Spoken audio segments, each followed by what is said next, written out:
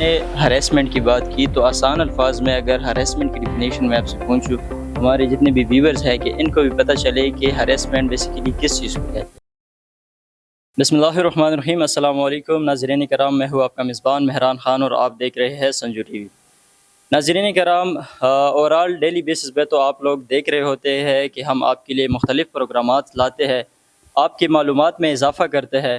تو یہ آج کا جو ہمارا پروگرام ہے اور یہ بھی بہت ہی زیادہ ضروری ہے، اور یہ ہے وومن امپاورمنٹ کے حوالے سے کہ کیسے ہم اپنی عورتوں کو، اپنی ماؤں کو، اپنی بہنوں کو کیسے ہم امپاور کرا سکتے ہیں، کیسے انہیں با اختیار بنا سکتے ہیں۔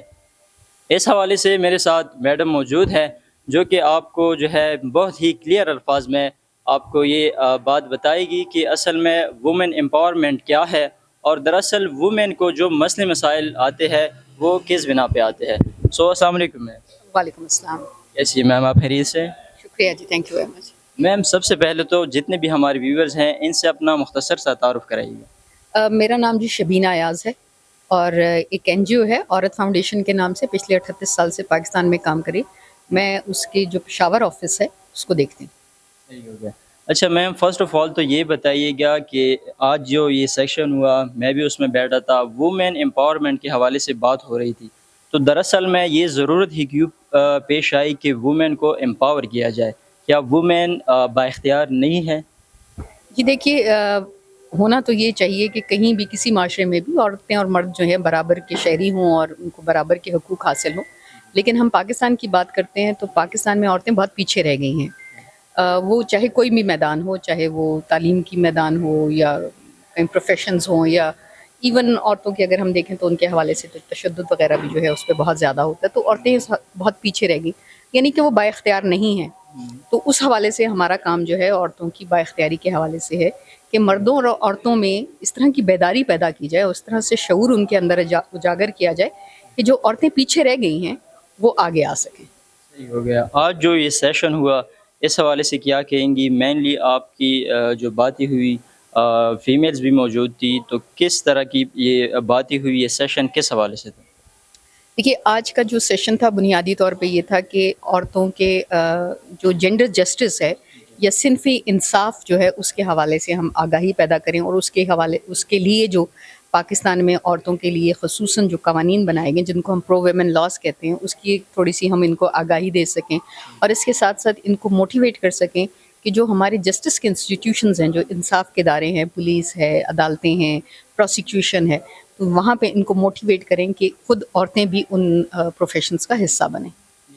اچھا، اوورال پاکستان میں ہم دیکھیں تو پاکستان کی جو صورتحال ہے آپ اس کو کس طرح سے دیکھ رہی ہے کہ یہاں پہ خواتین کو ان کے حقوق مل رہے ہیں یا ان پہ کام کرنا پڑے گا؟ دیکھیے، بہت ساری تبدیلی تو ظاہر آئی ہے، ہم یہ نہیں کہہ سکتے کہ تبدیلی نہیں آئی ہے۔ جو پرو ویمن لاز کی ابھی ہم نے بات کی، پچھلے 15 سالوں میں پاکستان میں بہت سارے قوانین بنے ہیں اور قوانین امپلیمنٹ بھی ہو رہے ہیں، تو لیکن ابھی بہت سارا کام کرنے کی ضرورت ہے۔ تبدیلی کی جو آپ نے بات کی، تبدیلی تو آ رہی ہے، آئے گی بھی انشاءاللہ، لیکن ابھی بھی ہم دیکھیں تو پاکستان میں عورتیں جو ہیں بہت پیچھے ہیں۔ بہت ساری شعبہ جات ایسے ہیں جن میں کوئی عورت نہیں ہے، بہت سارے شعبہ جات ایسے ہیں کہ وہاں پہ ابھی بھی امتیازات ہیں، تو بہت ساری چیزیں جو ہیں ابھی ہمیں بدلنے کی ضرورت ہے۔ ابھی جیسے آپ نے بات کی کہ کافی ٹائم سے ہم اس پہ کام کر رہے ہیں، تو ایسی کوئی موٹیویشنل سٹوری جو آپ کو یاد ہو کہ آپ نے اس پہ کام کیا ہو اور اس کو آگے لے کے گئی ہو؟ دیکھیے، عورت فاؤنڈیشن جو ہے، ہمارا بنیادی کام جو ہے وہ عورتوں کے حقوق کے حوالے سے قوانین سازی کے ساتھ زیادہ تر رہا ہے، اور پاکستان میں جو عورتوں کے قوانین ہیں اس میں عورت فاؤنڈیشن کا بہت بڑا ہاتھ ہے۔ ایک قانون جس کا میں سمجھتی ہوں کہ ہم اسے سمجھتے ہیں کہ وہ عورت فاؤنڈیشن کی بہت بڑی فتح ہے اور عورت فاؤنڈیشن کی بہت بڑی کامیابی ہے، وہ عورتوں کی مخصوص نشستوں کا جو 33% رکھا گیا تھا، 2000 میں یہ قانون آیا تھا، اور لوکل گورنمنٹ کی سطح پر عورتوں کے لیے نشستیں مخصوص کی گئی تھیں۔ تو جس وقت یہ 2000 میں یہ قانون آیا تو عورت فاؤنڈیشن نے ملک بھر میں اس میں ایک مہم چلائی تھی، اور 64% عورتیں جو ہیں منتخب ہو کے آئی تھیں، الیکشنز کے تھرو آئی تھیں، ورنہ تو جب ہم بات کرتے تھے پولیٹیکل پارٹیز کے ساتھ کہ عورتوں کو دیں تو وہ کہتی تھیں کہ عورتیں ہیں ہی نہیں، لیکن وہ پروف کیا عورتوں نے بھی اور خود تنظیموں نے بھی، عورتوں کی تنظیموں نے، کہ ہاں اگر موقع ملے تو عورتیں آگے آ سکتی ہیں۔ سو میں سمجھتی ہوں کہ یہ ایک بہت بڑی کامیابی تھی 2000 में 64% आई, फिर 2005 में जब औरतों दोबारा इलेक्शंस हुए तो फिर 83% आई। सो औरतें अपना आप प्रूफ करती हैं जब भी उनको मौका मिलता है। और अगर हम देखें तो अब अगर तालीम के मैदान में आप देखें तो लड़कियां बहुत आगे हैं। इसी तरह अगर आप कोई भी मैदान देख लें, जब औरतों को मौका मिलता है तो वो फिर बहुत आगे। इवन अगर अब आप स्पोर्ट्स में जहाँ जहाँ और लड़कियां आ रही हैं वो अपना प्रूफ कर रही हैं। अच्छा मैम, ये बताइएगा कि औरतों को बेसिक जो मसले मसाइल है वो क्या पेश आ रहे हैं। एक घरेलू औरत की अगर हम बात करें तो उसको मेनली जो मसले हैं वो क्या मसले पेश करने होते हैं। देखिए, सबसे बुनियादी मसला किसी भी औरत का, चाहे वो घर के अंदर हो या बाहर हो, वो है तशद्दुद। तशद्दुद और हिरासानी।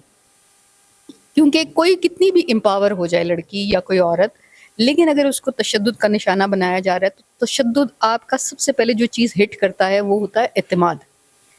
तो वो जो कोई आपको थप्पड़ मारे तो कितना बंदे को बुरा लगता है, इंसान अपने दिल के अंदर ही चोर हो जाता है, हालांकि आपका तो कसूर नहीं होता। लेकिन वो जो एतमाद है जब वो चला जाता है तो ये जो मारपीट है, ये जो तशद्दुद है, ये औरतों से उनका एतमाद छीन लेता है। मैम आपने हरेसमेंट की बात की तो आसान अल्फाज में अगर हरेसमेंट की डिफिनेशन मैं आपसे पूछूं, हमारे जितने भी व्यूवर्स हैं कि इनको भी पता चले कि हरेसमेंट बेसिकली किस चीज़ को कहते हैं। देखिए, हैरेसमेंट जो है ना, ये कोई भी, इसके लिए लिखा ये गया कि कोई भी अनवेलकमिंग एक्ट जो दूसरे को पसंद ना आए, वो हैरेसमेंट है। और इस पे फिर पूरी एक लिस्ट ऑफ एक्टिविटीज़ या लिस्ट ऑफ वो दिया हुआ है। मिसाल के तौर पे घूरना, छेड़ना, सीटी मारना, ये सारी जो हैं, नामुनासिब कॉलिंग करना, इस तरह की चीज़ें, बहुत सारी एक लंबी लिस्ट है। लेकिन कोई भी अनवेलकमिंग एक्ट जो है, जो दूसरे की मर्जी ना हो और जिसमें दूसरे को पसंद ना हो और आप फिर उसके ऊपर ज़बरदस्ती करना चाहें, वो हैरेसमेंट के ज़ुमरे में आता है। अच्छा लास्ट में जितने भी हमारे व्यूवर्स हैं इनको क्या पैगाम देना चाहेंगी वुमेन एम्पावरमेंट के हवाले से। देखिए, औरतों के लिए तो मेरा पैगाम यही होगा कि अपनी अहमियत को समझें। हम घर के अंदर हैं, घर हमसे चलते हैं, मत कमा के लाते हैं, लेकिन वो पैसों के ऊपर ना तो बच्चे सोते हैं ना पैसे खाते हैं। ये औरतें ही हैं जो उन पैसों को प्रोडक्टिव अंदाज में घर को चलाती हैं, पैसे से बच्चों को पका के खिलाती हैं, बच्चों के लिए बिस्तर बनाती हैं। सो अपनी अहमियत को समझिए और अपने एतमाद में इजाफा कीजिए और मर्दों के साथ, घर के मर्दों के साथ इत्मीनान से आराम से बात करें, ताकि वो आपको इजाज़त दें कि आप भी बाहर जाके पढ़ सकें, लिख सकें और बराबर में हिस्सा। और मर्दों के लिए ये है कि अपनी बेटियों पे, अपनी बहनों पे आप एतमाद करते हैं, लेकिन किसी दूसरे की बेटी, बहन जो है वो भी इंसान है, आपकी बेटी नहीं है, लेकिन किसी दूसरे की बेटी बहरहाल है। बहुत शुक्रिया ma'am, thank you so much for your time. जी नाज़रीन किराम, मैडम की बातें आप लोगों ने सुनी। यकीनन जैसे कि लास्ट में उन्होंने पैगाम दिया कि मर्दों के हवाले से भी कि उनको भी चाहिए कि अपने औरतों को इतनी आज़ादी दे कि वो खुल के आपसे बात कर सके, अपनी प्रॉब्लम आप लोगों से शेयर कर सके। उम्मीद करता हूँ कि ये मुख्तसर सी गुफ्तगू आप लोगों को पसंद आई होगी। इंशाल्लाह मिलेंगे एक नए प्रोग्राम में, तब तक के लिए मुझे और मेरे कैमरामैन वकार बैंकर्स को दीजिए इजाज़त। अल्लाह हाफ़िज़।